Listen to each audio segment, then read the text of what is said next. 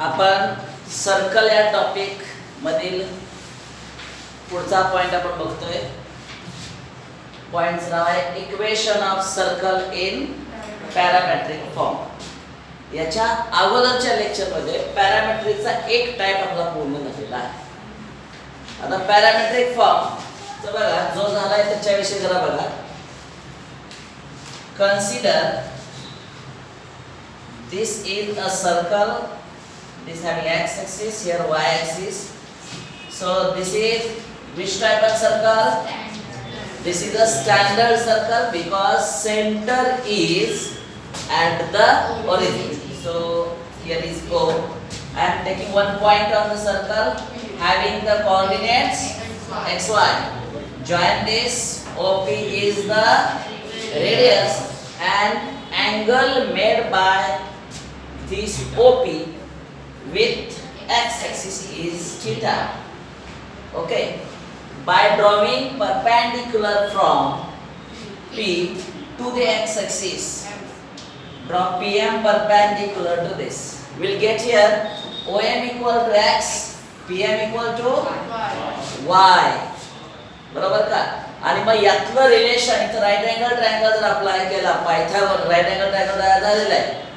पायथागोरसचा rule वापरू शकतो, पण त्याच्या अगोदर ट्रिग्नॉमेट्रीचा साइन थीटा अप्लाय केला, y by r, cos theta apply केला, x बाय r, आणि तेच आपल्याला पॅरामेट्रिक इक्वेशन मिळवून देते.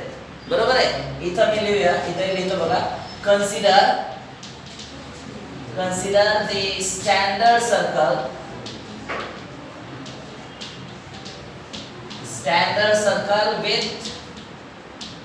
with a center 0 0 and radius equal to small r, then r should be greater than 0. Okay. आता या सर्कल वरती कोणता पॉइंट घेतलाय? P. Let P of xy be any point on circle. हे स्टँडर्ड सर्कल आहे बरं का. Draw PM perpendicular to which axis? x axis perpendicular draw केलेला आहे आणि त्यामुळं आपल्याला इथं OM मिळाला. OM equal to what? x. PM equal to what? y. And OP is equal to what? r. Okay. इथपर्यंत हे झालं. ट्रिग्नॉमेट्री मध्ये सुद्धा हा पार्ट मी तुम्हाला सांगितलेला आहे. आता इथं जाऊन sin थीटा जर अप्लाय केला तर बघा बरं. From figure sin theta is equal to y upon r, आणि इथं cos थीटा अप्लाय करा सेम वे, अगदी बरोबर, x बाय r. आता याच्या आधारे आपल्याला x ची व्हॅल्यू शोधायची आणि y ची व्हॅल्यू शोधायची. हे r इक्वल शिफ्ट करा, r sin theta equal to y, म्हणजेच y equal to r sin theta, आणि इकडं r cos theta equal to x means x equal to r cos theta. इथं जवळपास आन्सर संपलाय. जे इथं लिहिलंय equation of circle in parametric form, त्याचा एक पार्ट आपण पूर्ण केलाय. स्टँडर्ड सर्कल असताना कोणता पार्ट कंप्लीट केलाय? स्टँडर्ड सर्कल असताना. आणि स्टँडर्ड सर्कल असताना सर्कल वरचा एखादा पॉइंट P जर घेतला तर त्याचे कोऑर्डिनेट मिळतात आपल्याला 10. x इक्वल टू काय? r cos theta, y equal to r sin theta. These two equations are called parametric equation of the circle. आता पॅरामेट्रिक का? याचं कारण ही जी P ची जी पोझिशन आहे, P ची जरा जागा बदला, P ला इकडं शिफ्ट करा. P ला इकडं शिफ्ट ज्यास करतो, ढकलतो इकडं, याचा अर्थ इथला अँगल सुद्धा इन्क्रीज होतो. बघा इथला theta, as theta increases, theta increase केला, P ची जागा बदलली. थीटा अजून इन्क्रीज करा, P इकडं आला. थीटा अजून कमी करा, P ची जागा बदलली. The position of P totally depend on which value? Theta, याला म्हटलं जातं पॅरामीटर. पी ची जागा, पी ची पोझिशन, पी ची परफेक्ट लोकेशन कुणावर अवलंबून आहे? थीटावरती. तेव्हा थीटाला पॅरामीटर असं म्हणतात. आलं का लक्षात?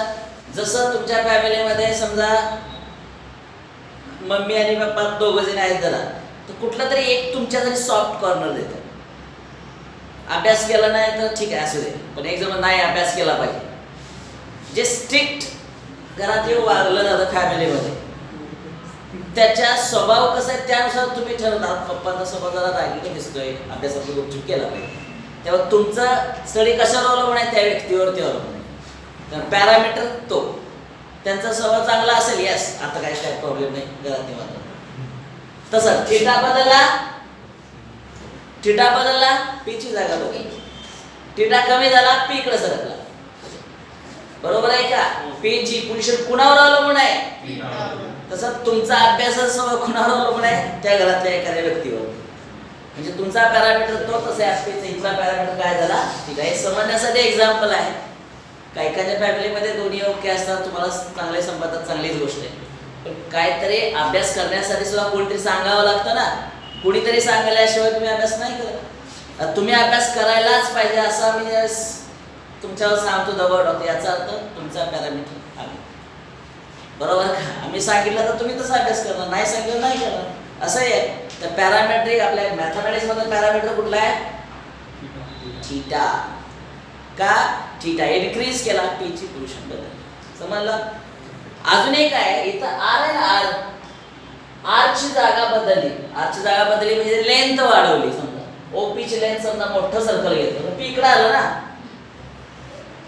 पी ची जागा सुद्धा बदलू शकते, म्हणजे इकडे जाऊ शकते. इकडे नाही जाऊ शकत, पण इकडे येऊ शकते. म्हणजे काय? रेडियस ची लेंथ वाढणार आहे. आलं लक्षात? आणि त्यामुळे पी चे कोऑर्डिनेट्स नवीन मानले जातात. पी चे कोऑर्डिनेट्स आर थीटा. त्याला polar coordinates of the point म्हणतात. काय म्हटलं जातं? बोला, polar coordinates of the point. हे ट्रिग्नोमेट्री मध्ये मी शिकवलेलं आहे. म्हणजे हे जे पी ची पोझिशन आहे, जसं आता तुम्हाला सांगितलं थीटावरती अवलंबून आहे, तसं अजून कोणावरती आहे? रेडियसवरती. जर मोठ्या साईजचं पी इकडे सरकवलं, पी ची जागा बदललीच ना, मग त्यासाठी रेडियस वाढली. त्यामुळे रेडियस सुद्धा महत्वाची आहे आणि थीटा सुद्धा. त्याला काय म्हटलं जातं? बोला, polar coordinates of the point. त्यामुळं ग्राफ पेपरवर एखादा पॉइंट प्लॉट केला तर त्याचे दोन प्रकारचे कोऑर्डिनेट्स असतात. पहिला काय? Cartesian coordinates. काय? आणि दुसरा पोलर. कार्टेशियन कोऑर्डिनेट्स तुम्हाला माहिती आहे, कुणी डेव्हलप केलं, कुणी निर्माण केलं? सायंटिस्टचं नाव माहिती आहे का? रेने डिस्कार्ट. रेने डिस्कार्ट हा मॅथमॅटिशियन आहे, फ्रेंच मॅथमॅटिशियन. त्यांनी असं लक्षात घेतलं की समजा ग्राफ पेपर असेल किंवा प्लेन असेल, त्याच्या एक्स ऍक्सिस काढला. दोन पार्ट होतात त्या प्लेनचे. पुन्हा वाय ऍक्सिस काढला. एकूण 4 भाग तयार झाले. आणि एखाद्या पॉइंटचा परफेक्ट लोकेशन सांगण्यासाठी जी पेअर तयार केली, एक्स ऍक्सिस आणि एक्स ऍक्सिस वरचा नंबर आणि काय वाय ऍक्सिस वरचा नंबर, त्यांना शोधून काढलं. म्हणून एक्स ऍक्सिस आणि वाय ऍक्सिस दोन्हींना मिळून त्याच्या स्वतःच्या नावावर नाव ठेवलं, रेने डिस्कार्ट, CART. त्यालाच कार्टेशियन जोडलं आणि कार्टेशियन कोऑर्डिनेट्स जगभरात प्रसिद्ध झालेला आहे. ज्याला आपण एक्स ऍक्सिस वाय ऍक्सिस म्हणतो ना, ते त्याला स्वतःच्या नावावर तयार केलेलं आहे. जसं अपोलोनियसनं शोधून काढलंय बघा, 10th स्टँडर्ड मध्ये आहे बघा, अपोलोनियस थेरम. पायथागोरसनं शोधून काढलं, पायथागोरस थेरम आपण म्हणतो. तर बऱ्याचशा सायंटिस्टने असं जे नवीन कन्सेप्ट शोधून काढली, त्याच्या कन्सेप्टनुसार त्याची नावं प्रचलित आहेत. तर इथं असणारा एक्स ऍक्सिस आणि इथं असणारा वाय ऍक्सिसला दोन्ही म्हणून काय म्हणतात? कार्टेशियन. तर लक्षात आलं. आणि हे बेसिक कन्सेप्ट वापरूनच आपण हे पीचं लोकेशन ठरवलेलं आहे. ओके, हा पॉइंट लिहून घ्या.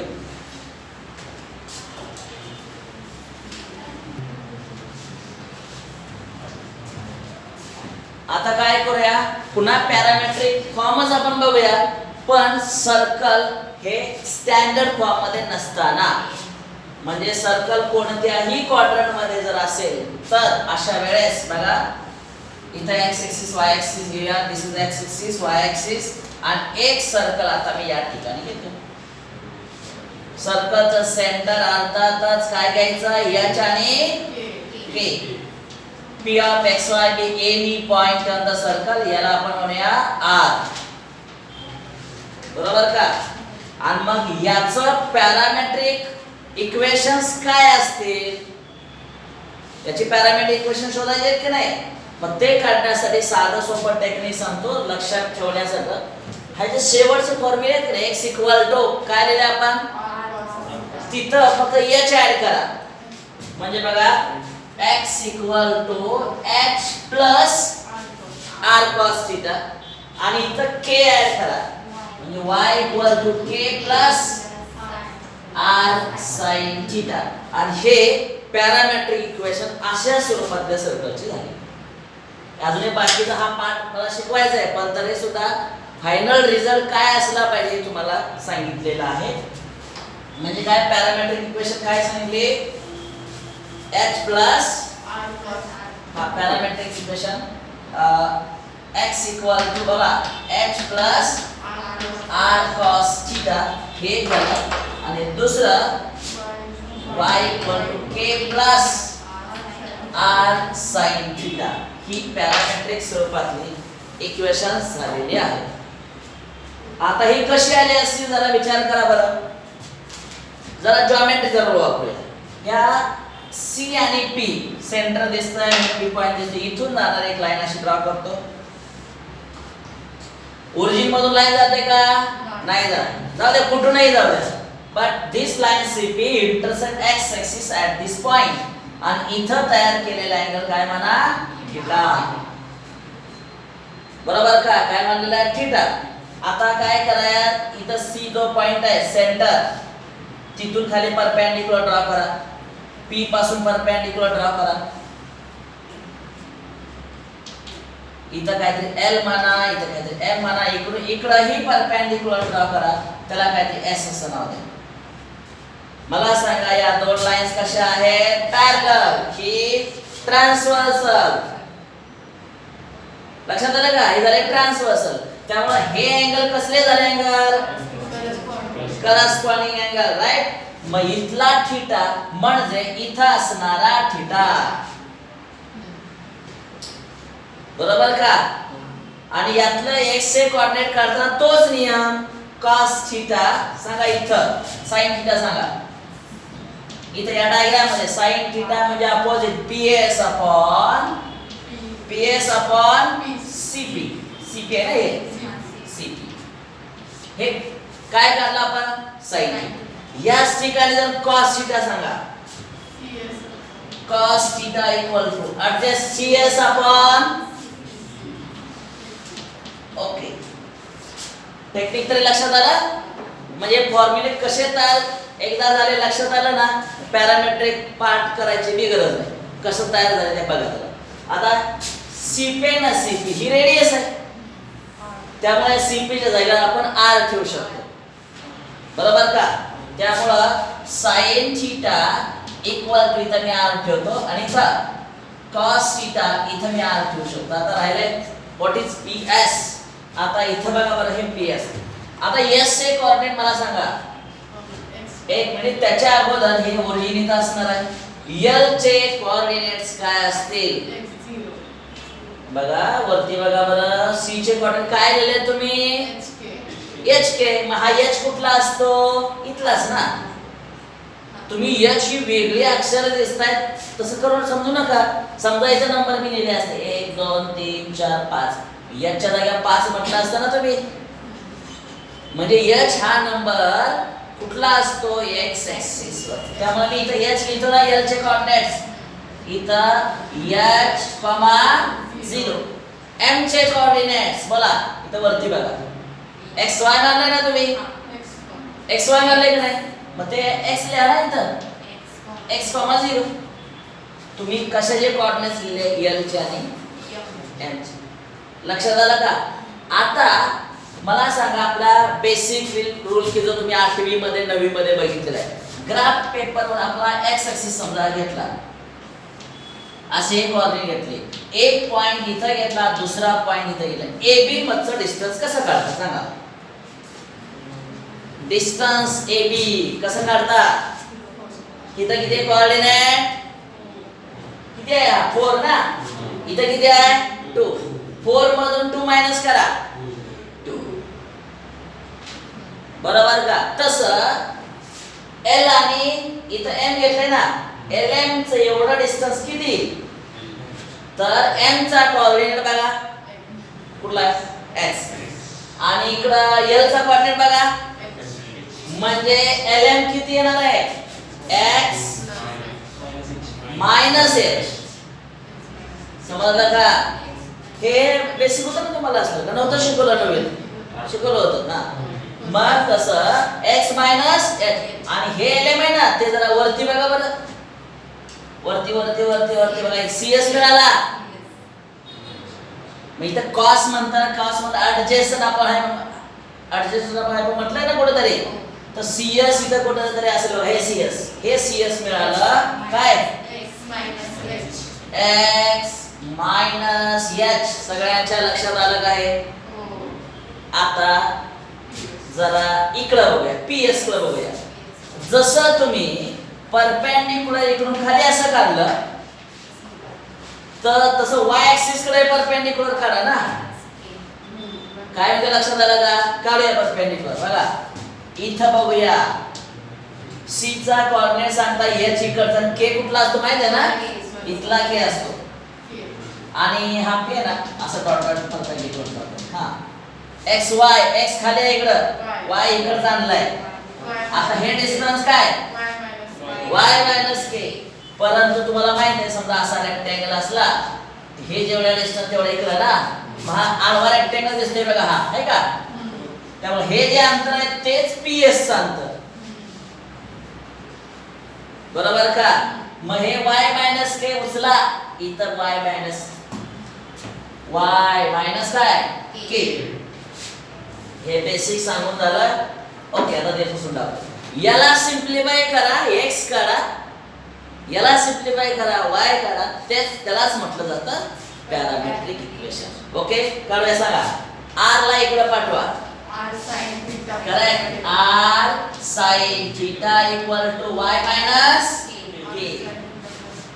मायनस k ला उचला आणा इकडं प्लस k होणार. म्हणजे y इक्वल टू हा k plus r sin theta. बघा बरं y ची value k plus r sin theta. समजलं का. आता इथलं तसंच करूया. बोला r cos theta equal to x minus h.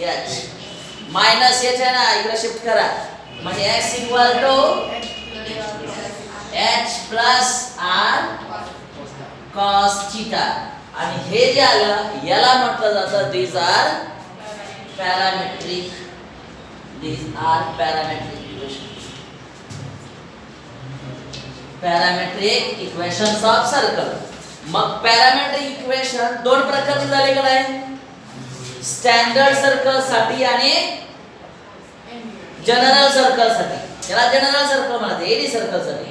आता मला सांगा ह्या सर्कल आहे या सर्कलला इकडं घ्या बरं. इथं ठेवा. सर्कल आहे त्याला खरोखर सर्कल आहे इकडं. म्हणजे कुठपर्यंत आला h आणि k काय होईल 0.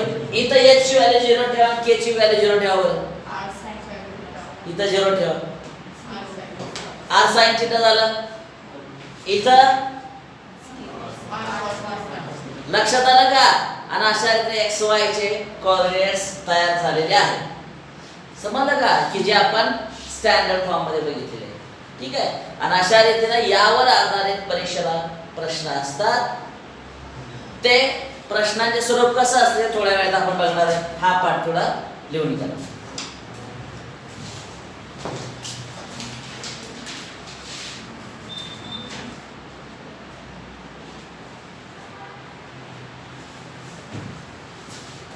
आता आपण पॅरामेट्रिक जो फॉर्म आपण बघितले सर्कलचे त्याच्यावर आधारित एक्झाम्पल्स कसे असतात ते जरा बघूया. ओके, काय सांगतात बघा, write the parametric equation of following circles. आता पहिलं जे दिलंय काय, इक्वेशन ऑफ सर्कल इज काय सांगा, x² plus y² equal to 25. आता हे जनरल सर्कल नाहीये, तर स्टँडर्ड सर्कल आहे. त्यामुळे कंपेअर करणं सोपं आहे. comparing with the standard form, बोला x² plus y² equal to काय, r². we get बोला r² equal to 25. x² च्या जागी x², y² च्या जागी y² आणि r² वर 25 म्हणजे r किती आला, 5. ऍक्च्युली टेकिंग स्क्वेअर रूट असताना प्लस मायनस लिहावं लागतं, पण रेडियस कधी निगेटिव्ह असते का, नाही. Consider as only positive. त्यामुळं आरची व्हॅल्यू मिळाली. पण हे सर्कल कुठल्या स्वरूपातलं आहे, स्टँडर्ड सर्कलचं आहे. आणि आपल्याला आत्ताच बघितलंय स्टँडर्ड सर्कल जे असं असतं बघा, एक्स ऍक्सिस वाय ऍक्सिस असं स्टँडर्ड सर्कल ओरिजिन इथं आहे, बरोबर का, सेंटरच्या जागेवर आहे. अशा वेळेस parametric equation x equal to r cos theta आणि y equal to r sin theta, बरोबर आहे.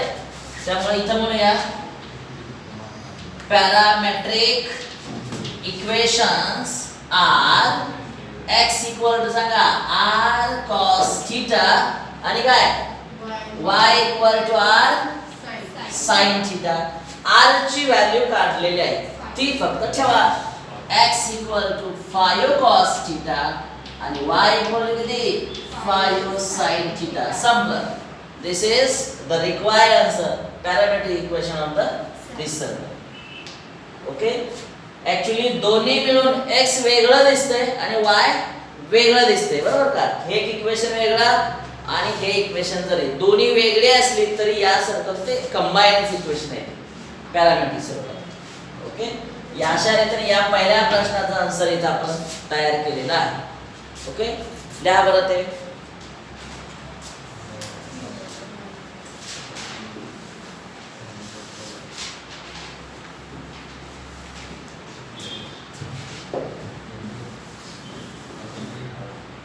पॅरामेट्रिक फॉर्म आपण तयार केलेला आहे.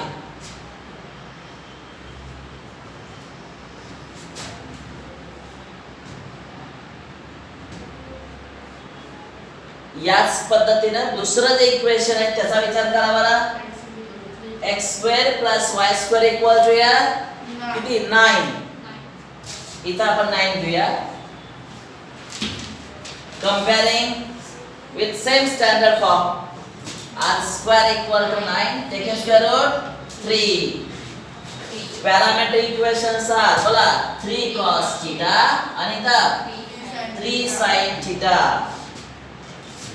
आणि हाच प्रश्न जर सीईटीला विचारला तर लिहायची गरजच नाही ना, हे फिक्स आहे, बरोबर का. r cos थीटा आणि r sin थीटा, आपल्याला r पाहिजे. मग इथं बघून कळतंय ना, 25 म्हणजे स्क्वेअर रूट 5.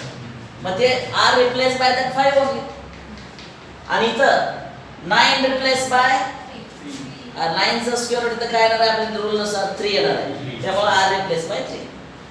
याच पद्धतीने पुढची एक्झाम्पल्स काढू शकतो. बघा काय दिलंय, x² plus y² minus 13 आहे ना इथं, बघा बरं, -13 equal to 0.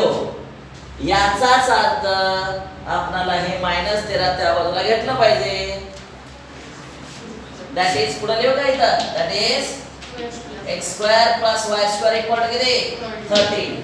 Now comparing with the standard form, r² equal to 13, square root काय निघत नाही, रूट 13. संपलं. पॅरामेट्रिक हेच असंच आहे, त्यामुळं इथं फक्त रूट 13 ठेवायचं आहे. इथं सुद्धा त्याच पद्धतीने रूट 13 sin. समजलं का. फक्त तुम्हाला r शोधायचा आहे, रेडियस शोधायचे आहे. आणि जे पॅरामेट्रिक काढताय ना, आहे असे एक्झाम्पल एलिमिनेट थीटाला होते बरं का. तुमची ट्रिग्नोमेट्रीचा टॉपिक आहे ना, एलिमिनेट थीटा, हे इझीच होते. आणि इलिमिनेट थिटा ह्याचा केला तर काय मिळणार आहे माहितीये का? हे वरची इक्वेशन ही आत्ताची बाय इलिमिनेट, आणि हा पुन्हा सीटला प्रश्न तयार होतो by eliminated theta from these two equation we get the result आता हा x square plus y square minus 13 equal to 0. हे तुमच्या एबीसीडी ऑप्शन मध्ये उत्तर असणार आहे. समजलं का? ते फक्त इलिमिनेट थिटा एक कन्सेप्ट वेगळीच होती आणि ते आहे असे कन्सेप्ट इथं वापरले की ह्याचा रिव्हर्स प्रोसेस तयार होणार आहे. एक्झाम्पल याला उलट कशी एक्झाम्पल घेतली माहिती आहे का? बघा, पॅरामेट्रिक इक्वेशन ऑफ सर्कल हे असं देते, फाइंड इट्स ओरिजिनल इक्वेशन. बरोबर का? Find its original equation. आणि स्कूल लेवलला कसं होतं? फाइंड इलिमिनेट थिटा असंच फक्त होतं. ठीक आहे, पुढे जाऊया. आता इकडे बघा last 4 x square plus y square काय दिलंय? -1. इथं -1 घेतो, इकडे 1 या, कंपेअरिंग विथ दिस वन, इथं 1 राईट. आणि ते बरोबर. शक्यतो पॅरामेट्रिक म्हणलं की मला माहितच असतं x r cos θ आणि पण r कधी कधी प्रिंटच केलेलं नसतं. म्हणजे काय? 1 असतं. काय असतं? 1. आणि मग इथं फक्त cos θ आणि याच पद्धतीने असते. आता जो रिझल्ट आला तो सीईटी साठी अजून महत्त्वाचा आहे. समजा ग्राफ पेपर असा असेल, बघा बरं, हे असं सर्कल ड्रॉ केलं. हे सर्कल 1, इथला 1, इथला -1, इथला -1, 1 मधून जाणारं सर्कल. अर्थ कळाला? कसलं सर्कल झालंय? Standard unit circle. आणि याच्यावरचा कुठलाही एखादा पॉइंट घेतला तर त्याचे कोऑर्डिनेट्स काय? पहिल्यांदा x असतं, नंतर y असतं, राईट. मग x म्हणजे काय? इथं काढलंय बघा, r cos θ. इथं आहे ना हे r cos, पण r ची व्हॅल्यू किती? रेडियस 1. फक्त cos θ आणि फक्त sin. संपलं. त्यामुळं हा सीईटीचा प्रश्न कसा तयार होतोय बघा, multiple choice question. Which of the following point lies on standard unit circle? बघा मी काय सांगितलंय, स्टँडर्ड युनिट सर्कल. मग त्याचं उत्तर काय असणार आहे? cos θ आणि लक्षात आलं का? एबीसीडी ऑप्शन मध्ये असतील cos θ आणि sin θ. समजलं? ओके, हे आपण आता बघितलंय. म्हणजे पहिले 4 एक्झाम्पल इथं पूर्ण झालेले आहेत. आता जर सर्कल ही स्टँडर्ड स्वरूपाची नसतील तर हे पुढचे 3 आहेत बघा, ऐका, त्याचा आपण जरा तुलना करूया. चला पहिला इक्वेशन घेऊया. 5th नंबरचा example, equation of circle is, काय इक्वेशन ऑफ सर्कल बोला? x square plus y square plus -4y -4 equal to 0. आणि याच्या अगोदरच्या काही लेक्चर मध्ये आपण बघितलेलं आहे अशा स्वरूपातलं इक्वेशन दिलं की मी तुम्हाला काय शिकवलंय? रेडियस फाइंड करा. शिकवलंय का नाही? आणि काय शिकवलंय? सेंटर. बरोबर आहे. आणि त्याचाच फायदा आहे. मला सांगा, हे असं सर्कल असेल आणि मग त्याचे पॅरामेट्रिक इक्वेशन तुम्हाला माहित आहे बघा.